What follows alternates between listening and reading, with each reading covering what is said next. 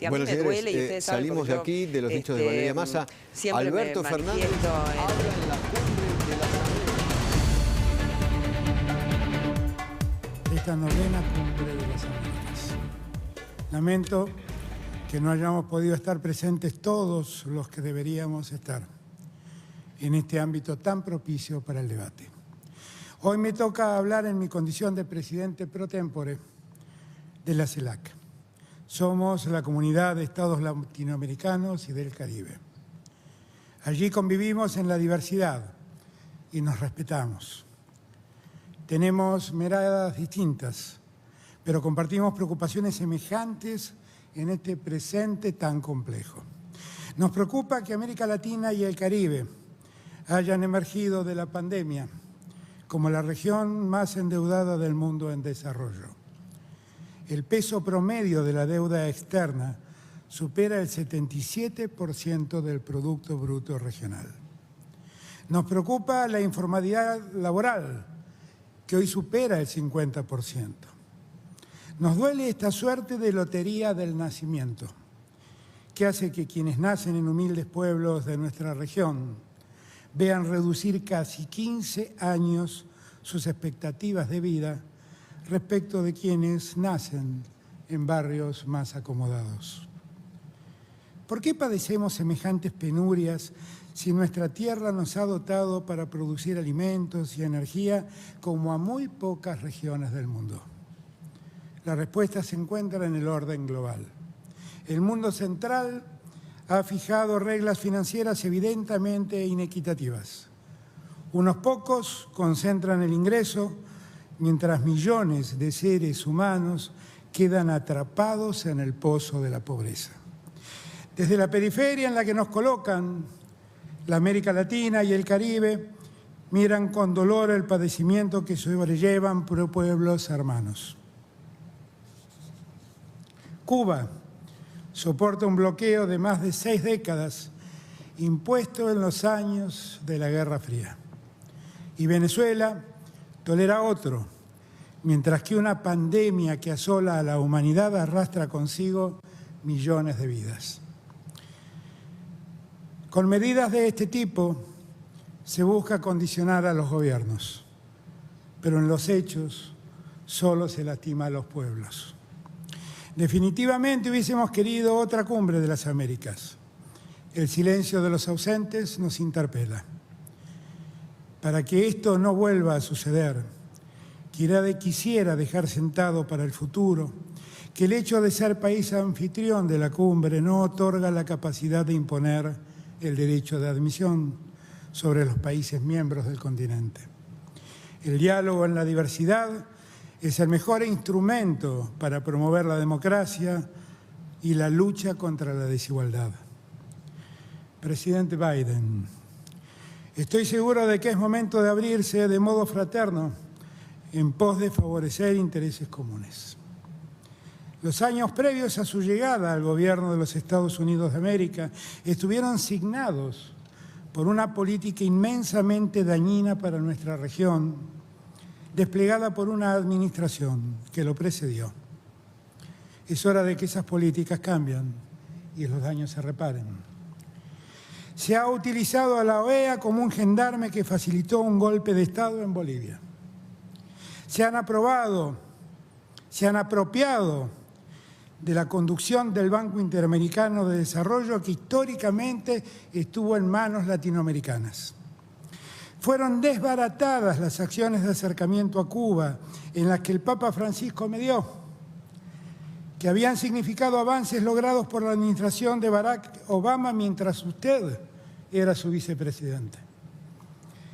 La intervención del gobierno de Donald Trump ante el Fondo Monetario Internacional fue decisiva para facilitar un endeudamiento insostenible en favor de un gobierno argentino en decadencia. Lo hizo con el solo propósito de impedir lo que acabó siendo el triunfo electoral de nuestra fuerza política. Por tamaña indecencia, sufre hoy todo el pueblo argentino. En esta cumbre debemos analizar el presente y proyectar el mañana en pos de una reconstrucción creativa del multilateralismo. No se puede imponer un pensamiento único en un mundo que exige la armonía sinfónica frente a los dramas existentes. Aquí, permítanme señalar la urgente necesidad de reconstruir las instituciones que fueron pensadas precisamente para integrarnos. La OEA, si quiere ser respetada y volver a ser la plataforma política regional para la cual fue creada, debe ser reestructurada removiendo de inmediato a quienes la conducen. La banca de desarrollo regional, sin más demoras, tiene que devolver su gobernanza a la América Latina y al Caribe. El BID requiere un proceso de capitalización para tener más y mejores medios de financiamiento. En la América en la que vivimos, tampoco son admisibles las exclusiones al bienestar, al financiamiento sostenible, a la diversificación productiva, a la tecnología para el progreso social y a la equidad de género. Asumamos el desafío de atender las causas profundas que ponen en tensión nuestra convivencia democrática. El mundo está siendo amenazado, lo dijo ayer, presidente, por oportunistas del odio que siembran desánimo en pueblos muy golpeados por la pandemia. Es hora de enfrentarlos. América Latina y el Caribe saben de la necesidad de la integración como una condición básica para el desarrollo. La invasión de Rusia sobre Ucrania impacta de lleno sobre nosotros. Es urgente construir escenarios de negociación que le ponga fin a la catástrofe bélica, sin humillaciones ni deseos de dominación, sin geopolítica deshumanizada ni privilegios de violencia. Que la tragedia humanitaria que vivimos hoy no nos ciegue. Estoy convencido que estamos frente a la oportunidad de plantearnos el desarrollo de una verdadera asociación estratégica común. Les propongo dos grandes objetivos. Organicemos continentalmente la producción de alimentos y proteínas, y desarrollemos nuestro enorme potencial energético y de minerales críticos para la transición ecológica. Vengo de un país humanista, donde consagramos el valor de los derechos humanos como el corazón de nuestra identidad y siempre defenderemos su vigencia en todos los ámbitos. Precisamente por eso nos resulta natural pensar en la construcción de un futuro sostenible, resiliente y equitativo, como reza el lema de esta cumbre.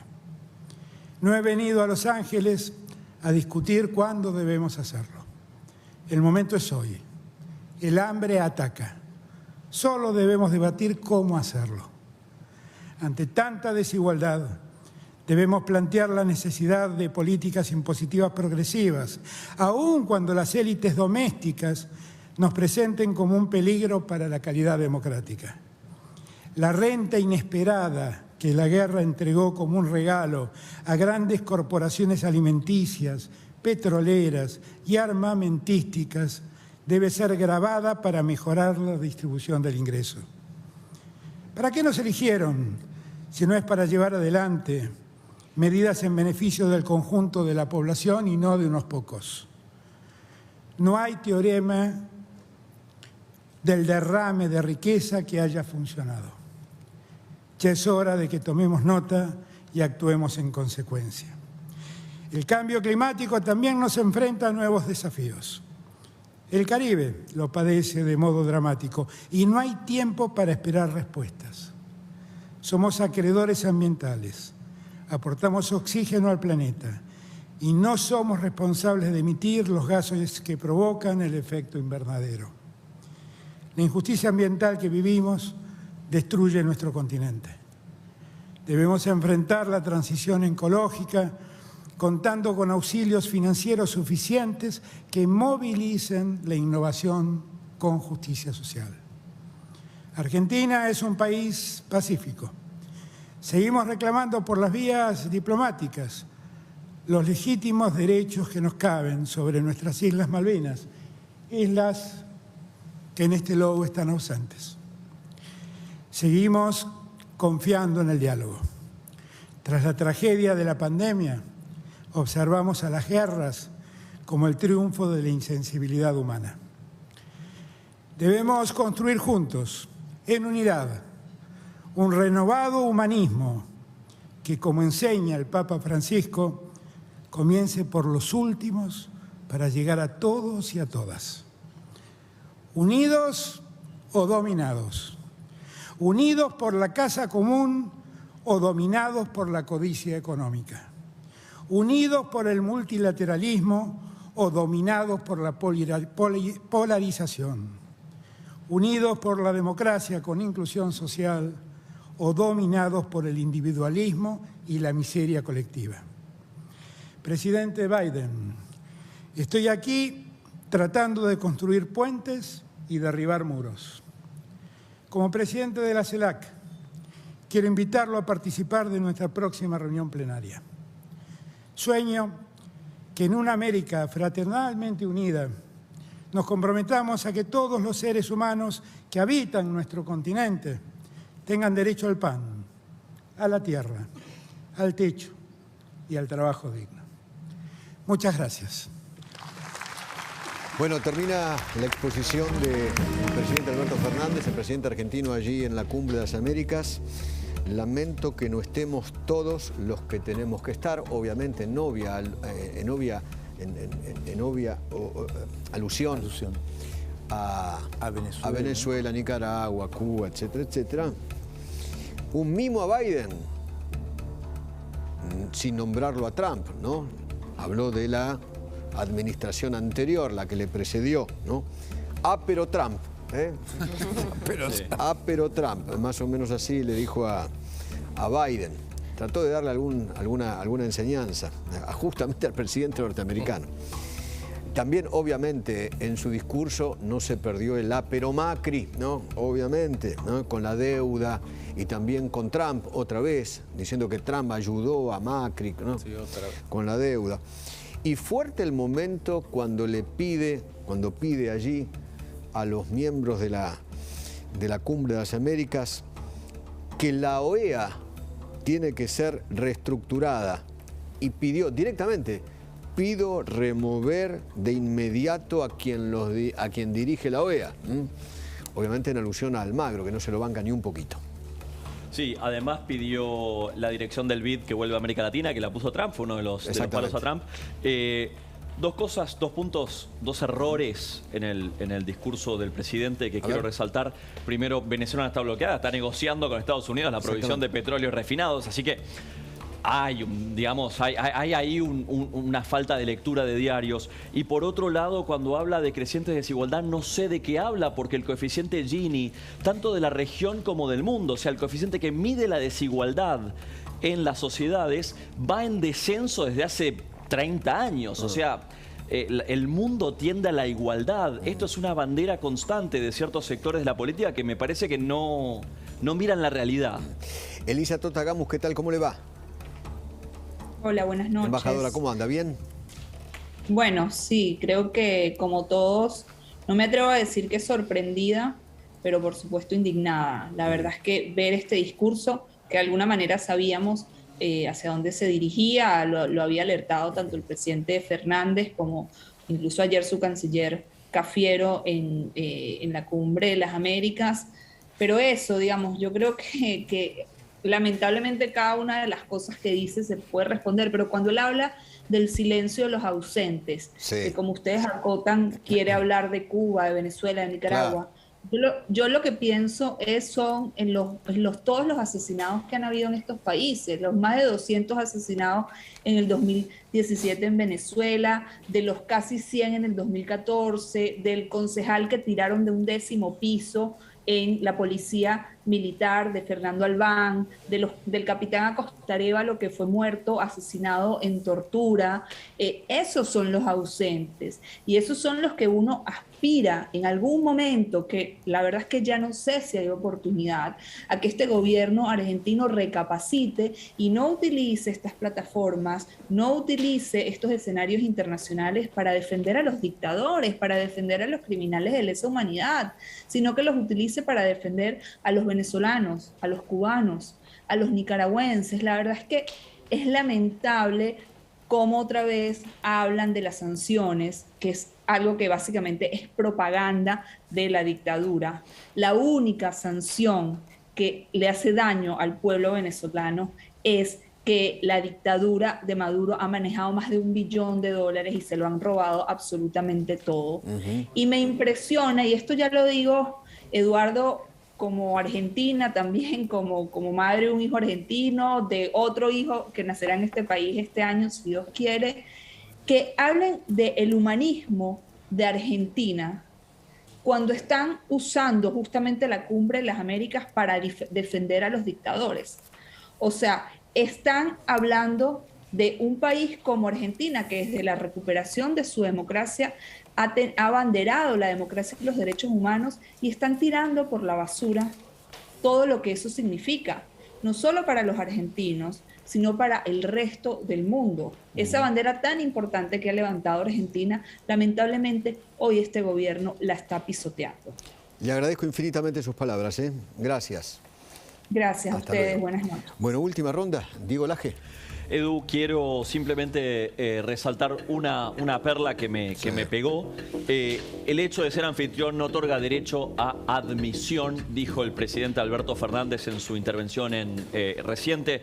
¿Qué le quedará? Y lo dejo para análisis futuro. ¿Qué le quedará a la diplomacia estadounidense? ¿Esa frase o la invitación a la CELAC? Claro. No lo sé. Además, uno puede reservarse como país el derecho de admisión. ¿Cómo vas a recibir en tu casa a dictadores, asesinos, violadores de los derechos humanos, torturadores? ¿Cómo vas a recibir en tu casa? Eso, claro que sí, cualquier gobierno puede reservarse el derecho de admisión. Lo hace uno, en la vida lo hace uno, ¿no? Pero bueno, qué sé yo. Querido Willy. Otra cosa a destacar, Eduardo, del discurso de Alberto Fernández es su embestida otra vez contra el Banco Interamericano de Desarrollo, que aún bajo la actual gestión de un funcionario puesto por Donald Trump fue muy generoso con Argentina. Pero claro, muy lo que pasa es que con el presidente Alberto Fernández quería allí a Vélez, a Gustavo Claro, Vélez, ese es el tema. Y como no le dieron ese lugar, esa silla, Pero entonces nunca- ahora despotrica. Pero nunca ¿no? calificó Vélez. Bueno, para pero ese lado, sí. viste que metió varios pero Trump, metió un par de pero Macri. Exacto. ¿No es cierto? Y también, digamos, cuando habla de pegarle al Fondo Monetario también indirectamente con el financiamiento a Macri, al staff del fondo también significa también una embestida. Así que, digamos, bueno, otro ganando amigos también de organismos internacionales. Exactamente, doctor. Dos comentarios muy breves. El primero tiene que ver con la OEA. Si no me gusta la OEA, me voy de la OEA. Porque tengo que pedirle a Trump que la desarme, a Biden que la desarme. Me parece No, y que además esto- pedir la renuncia de Almagro. de Almagro. Que es un ¿Cómo? excelente Esto es utópico titular lo de que- OEA. No, pero además es utópico lo que pide. ¿Cómo le va a Claro. pedir al presidente de Estados Unidos que haga renunciar al presidente de la OEA? ¿Qué sentido tiene? Es como, no está en contexto, no sirve eso. Si no me gusta la OEA, no me gusta su conducción, no me gusta cómo Te ocurre, vas. Te vas. Sacás al embajador y te vas. Te retirás tu embajador y se acabó la historia. Claro. Y de paso te ahorras unos mangos porque te quedas, no es un embajador, es un embajador, una delegación. Es una y beca. mucha gente dando, es una beca. Es una beca. La beca fantástica en Washington. Una así beca que, cara. Carísima. Y con mucha gente dando vueltas alrededor de la OEA que son como, como becarios de lujo, que ganan fortunas todos los meses. El segundo punto que quiero contarles, que también es utópico, esto es una utopía, la otra es coordinemos la producción de alimentos en el continente. No puede ser eso. ¿De qué manera?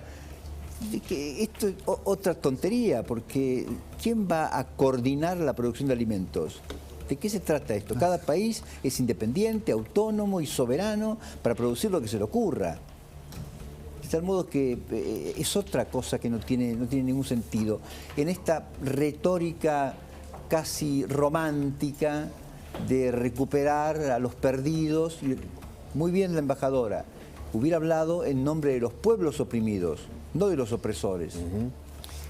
Doc, lo último. Edu, voy con